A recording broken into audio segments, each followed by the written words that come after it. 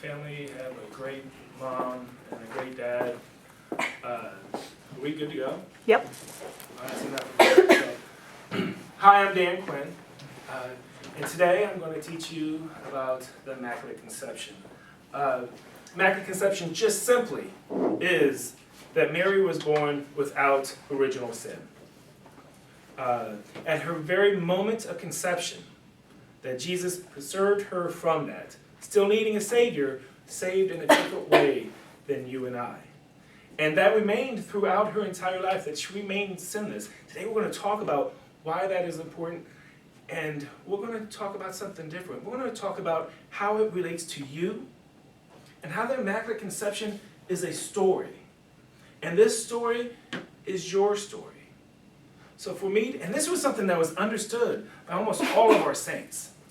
And I'd like to think one of the reasons why they become amazing saints is because they understood the story of the Immaculate Conception and how it related personally to their life. So we're going to talk about this. We're going to talk about the Immaculate Conception as a calling, as a devotion, and as your spiritual journey. So for me to start this off, I think it'll be, since I say it's a story, and it's going to be your story, then I'll show you mine. My story started when I was in first grade. I was super hyper active, and I had a twin brother, identical twin. I think that's one of the reasons why I'm drawn to the Immaculate Conception, because conceptions for identical twin is pretty unique. But that's mine. So I was identical twin. I'm one of 9.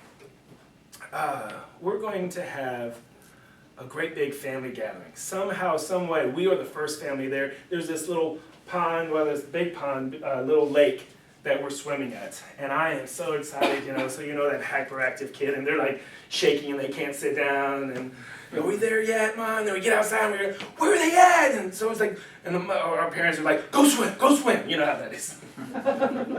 So went swimming, and I remember playing that game. Have you ever played that game where you lay it on the top of the water and you pretend like you're dead?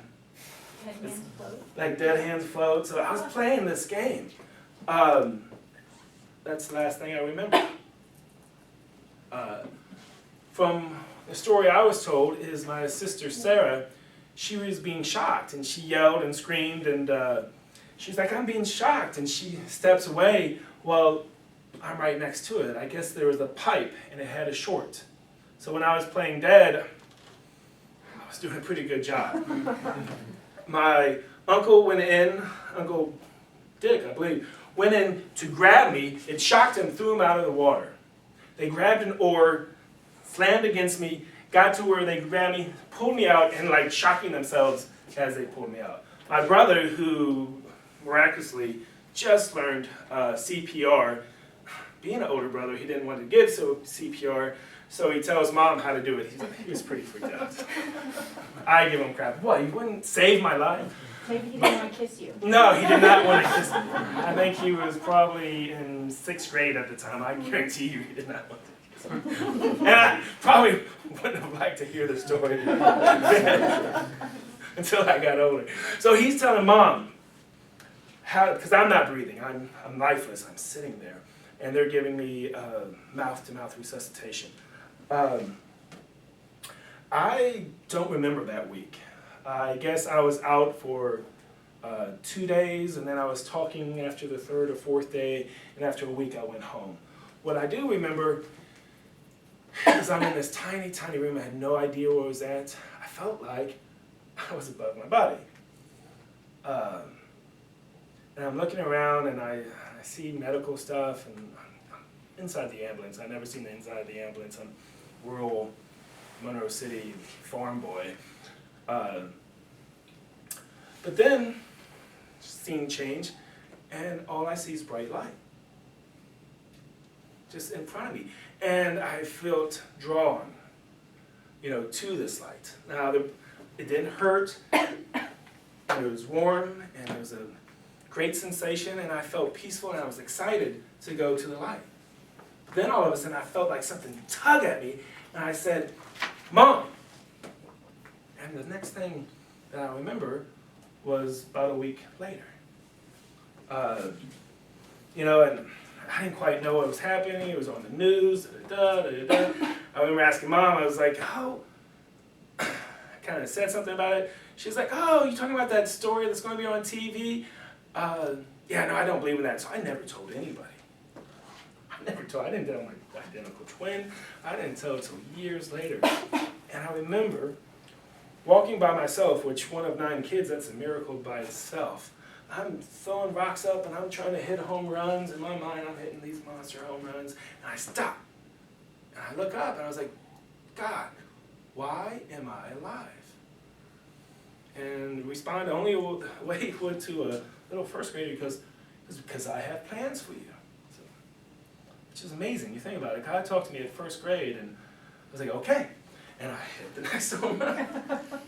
I just took it for granted. Never really thought about it. I truly believed that he talked to me. And so, go through high school, I was active in my faith, you know, not the best. I was kind of a nice Catholic, really didn't want to tell anybody about it. But I was active. And get to college. You know, I started, especially about my sophomore year, started living more the college lifestyle.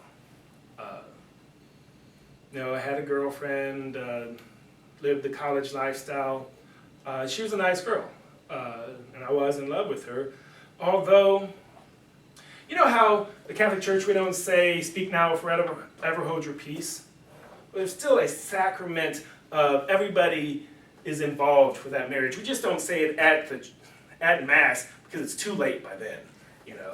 But if you had asked anybody, we should have never dated. We dated for about a year. Never called to date this person. But we lived the college lifestyle, and when the breakup happened, I became depressed, pretty depressed. I struggled. Went to, you know, I didn't get on any medicine, but I started going to a counselor. And I was lost because she was Methodist, and I'm not complaining about that, but like she didn't want to go to my church. So it just kind of made it more difficult, and I wasn't really involved anything besides going to church. You know, oh, I got to study this week. Even though I played basketball all week, you know, I had to study that Sunday night. I had to study that Sunday night. Well, one day I just woke up and I said, you know, I need to get active in the church.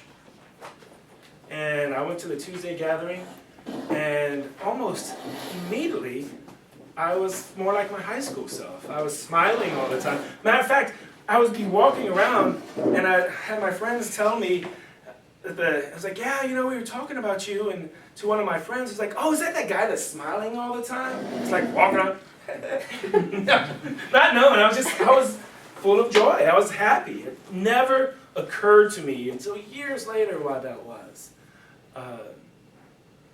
So in college, I got the honor of being the rector of Awakenings, which is a Catholic retreat similar to Tech, similar to Crecile. I hope you guys all go on a retreat. I highly encourage that. It's life-changing. I invited my brothers and sisters. And I got everybody who could possibly go to go. And, I got my sister Mary there. Mary, I'm not gonna lie, Mary is beautiful. And she's not only beautiful, she was the most popular, she was homecoming queen, but I mean, she really embraced all. And she had this great sense of humor, and she'd hug everybody. She hung out with the ag people, the sports people. It just didn't matter. And her class was just phenomenal. I remember thinking, that is such an amazing class. I'm not gonna lie, it's because my sister was amazing and just wanted everybody to love everybody. She had a gift, and she gave that gift freely. As she gets to college, have you ever thought about college? Like right now, it's like 45% of them are depressed. 45%, you know? And how it's also the time when we fall away from our faith. So Mary had a great freshman year. Sophomore year, she started to change. By her junior year, she was just like me. kind of depressed. She kind of lost it. So her senior year, I invited her to Awakenings. So she goes, and I'll be honest, my sister probably did the same things I did, lived the college lifestyle. So she goes on this retreat with me, and I get to give the first talk. I give this first talk. And she comes up to me afterwards, and her face is just full of joy, and she was like, oh, Dan, this is what I was missing. That's what I remember. From the whole retreat, that's what I remember. I also remember, I have other amazing brothers and sisters, but everybody kept coming to me and was like, your sister Mary. I can't believe it. She is amazing. I was like, yeah, she's my sister, of course. Very modest family. If you don't believe me, ask my sisters. Yeah. And Mary had been the first one to say, oh yes, we're so awesome. But she was truly special. And so about a month later is when the car wreck happened. And she passed away. And everybody that she talked to, she was like, the last words that she said to me was, I love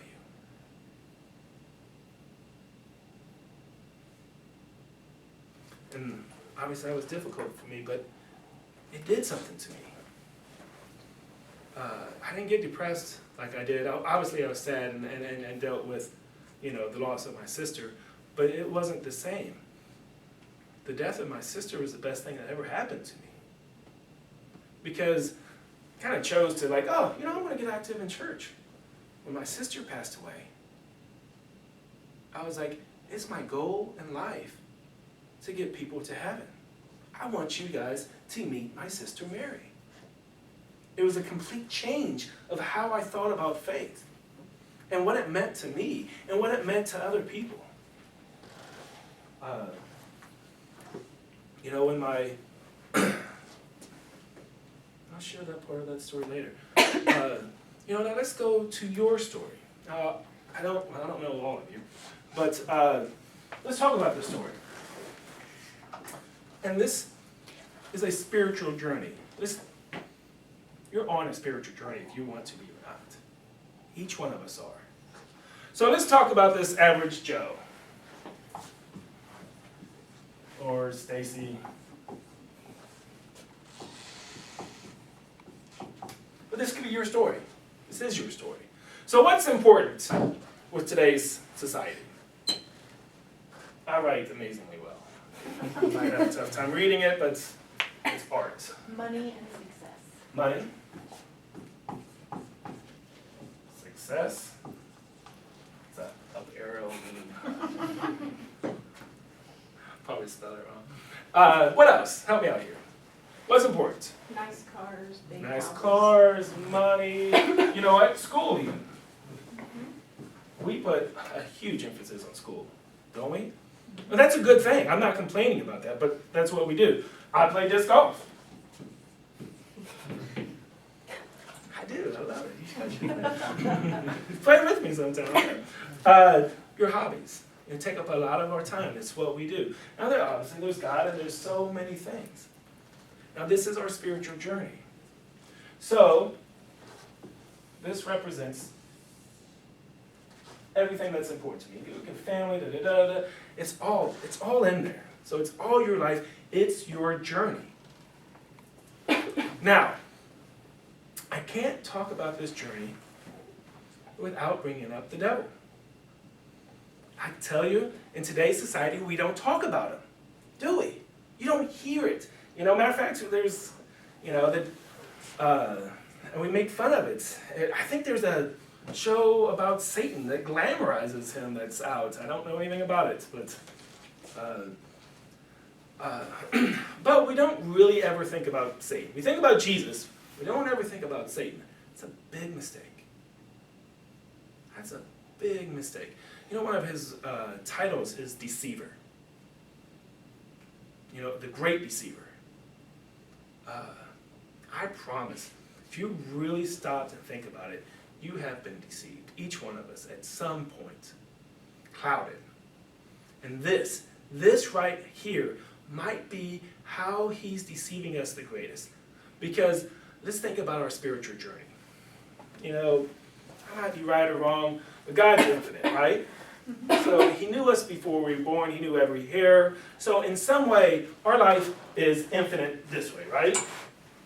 Well, when we pass away, we believe in heaven, hell, purgatory, right? So our life is infinite this way.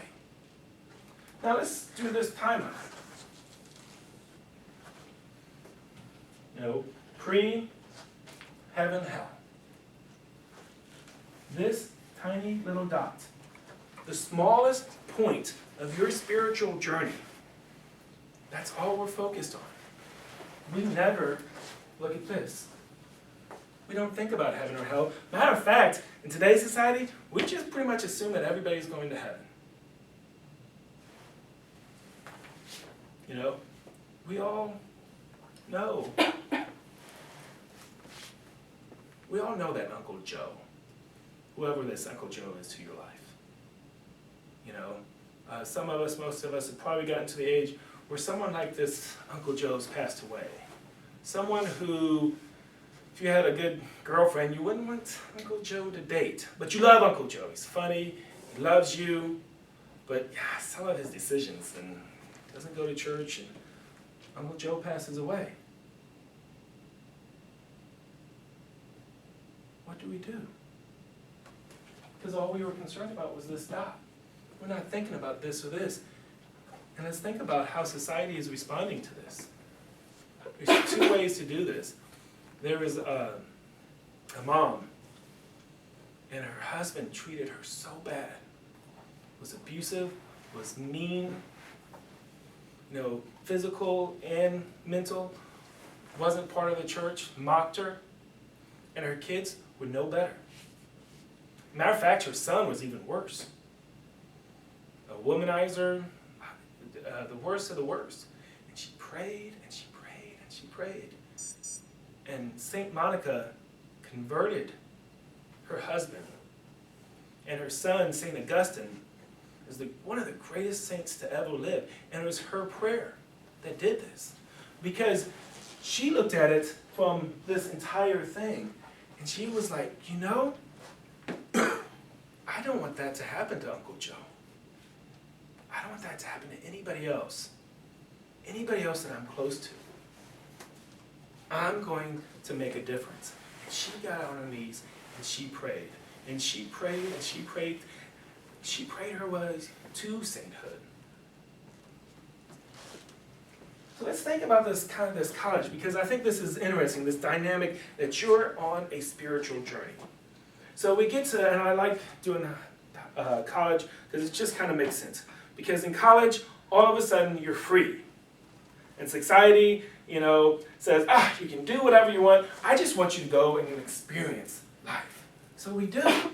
And you ever notice that first year in college is fantastic. I mean, anybody that's having a good time is having a great time. And for some people, it takes them a little while longer, and their fantastic time is their sophomore year. So, you know, but you know how it goes. And then all of a sudden, he's like, oh, yes, I'm living the life. I'm doing whatever I want. Who cares? I'm going to miss church. I'll tell my parents I've gone. And then all of a sudden, kind of by their sophomore, junior year, they're like, forget church, but yeah, party. By their junior year, it's called the APA says it's an epidemic that's going on. Why? Is there a depression epidemic? Here's how the devil works. Remember, the devil hates us. God put us in. This is all about, go and read Genesis. But basically, God put us above him, and it made Lucifer mad. Hates us. So his goal is that we're not with Jesus, because he's not with Jesus. That's his entire goal in life. So what happens when you are deceived? Well, he's no dummy, because all of a sudden, I'm living the life, and I am so excited. So my happy journal goes way up here, but then all of a sudden, I crash. Well, where does Jesus help us the best? Is when we crash, right? But what does he do? Oh, here's another vice. Oh, here's another vice. Oh, here's another vice. And that's your trend. Think about some of your friends. It's falling away from the church. Most people that deny the Catholic Church and aren't going somewhere, I've noticed that they're, stereotypically, they're kind of angry. They're mad. They have some capital sin in their life. That's interesting. That's really important to note on your spiritual journey. They're missing something. And they keep trying to find it in other places. See? But let's hope that you guys aren't here on this path, that you're on a different path. But this is where a lot of us are right now. Is Uncle Joe passed away, and instead of us like, the other thing that Satan has us on is sin is no big deal. Matter of fact, I'm going to put a flag up and brag to the whole world that I'm sinning. That's where we're at today. It's no laughing matter, because the wage of sin is death. You know what? And we don't care, because I want Uncle Joe in heaven, but we don't know where Uncle Joe is. So what do? Kind of back away. And it hurts our faith. And then we back away and allow something else and say, that's okay. It's not that big of a deal. Everybody's going to heaven. And we back away and we become lukewarm. The greatest problem with the Catholic Church today is so many of us are lukewarm. Scripture says he'll spit you out because he can't get you. If you're lukewarm, you're not on the bottom. If you're lukewarm, you're not doing anything. You're just going to Mass and going through the motions. So, how does this relate to Mary and her Immaculate Conception? She was sinless her whole life. It's her entire story. From the very beginning, with her amazing conception, to now, even today. So the Immaculate Conception is her story. And to understand the story, I do need to go to the foundation of it. I do need to go to our Bible. Yes, you won't see the words Immaculate Conception in here, but you also don't have the words Trinity, you don't have the words Bible alone, but it is inferred. So we are going to talk, because this foundation is important. At Mass, a lot of times as Catholics, they do an amazing job at the reading, and they say, the word of the Lord. I'm like, whoa, whoa!